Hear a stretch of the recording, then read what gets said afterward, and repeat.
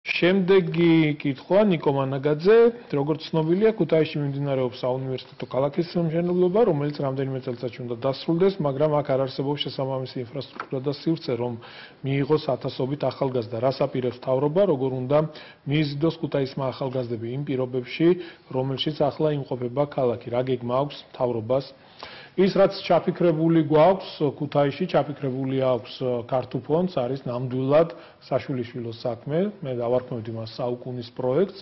შესაბამისად, სამუშაოები მოცულობითად არის ჩასატარებელი და შესაბამისი კონცეფცია არსებობს. სულ მალე ქუთაისი იქცევა თანამედროვე ევროპულ ქალაქად, დასაქმებული და მოტივირებული ხალხის ქალაქად.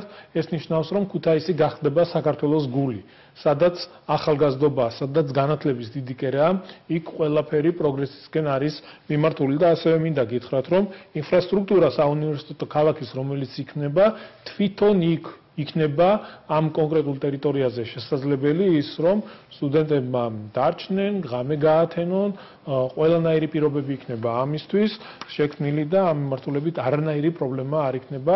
ეს კითხვა ზემოთაც იყო დასმული და კიდევ ერთხელ გავიმეორებ, რომ იქ ექნება შესაძლებლობა არა მხოლოდ ჩვენი ქვეყნის ახალგაზრდობას მიიღოს განათლება, არამედ ჩვენი მეზობელი ქვეყნებიდან, ევროპული ქვეყნებიდანაც იქნება შესაძლებელი ჩამოვიდნენ და საქართველოში ამ შვენიერ გარემოში მიიღონ განათლება.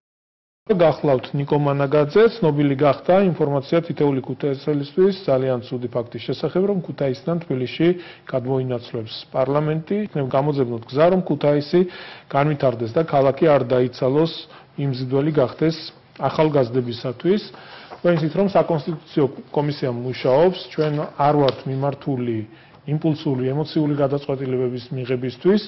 არ შეიძლება ასეთ თემებზე ზედაპირული გადაწყვეტილებების მიღება, რომელიც მარტო თვითმფრინავზე იქნება მიმართული.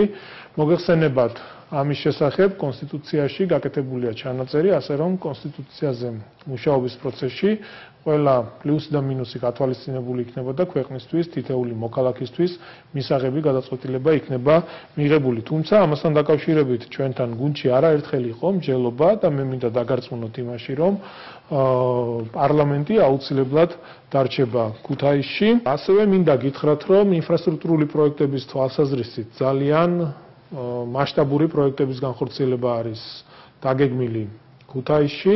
ასევე მნიშვნელოვანია საუნივერსიტეტო ქალაქის მშენებლობა, რომელსაც ქართულ ფონდი ახორციელებს. ეს არის ძალიან მასშტაბური პროექტი, მნიშვნელოვანი პროექტი, რომელიც ხელშეუწყობს ზოგადად განათლების სისტემაში იმ რეფორმის განხორციელებას, რომელიც ჩვენს მიერ არის დაანონსებული. ჩვენ შევქმნით ისეთ თანამედროვე საუნივერსიტეტო ქალაქს, სადაც არა მხოლოდ ჩვენი ქვეყნის ახალგაზრდები მიიღებენ განათლებას, არამედ სხვადასხვა ქვეყნებიდან ექნებათ შესაძლებლობა ჩამოვიდნენ და საქართველოში მიიღონ განათლება.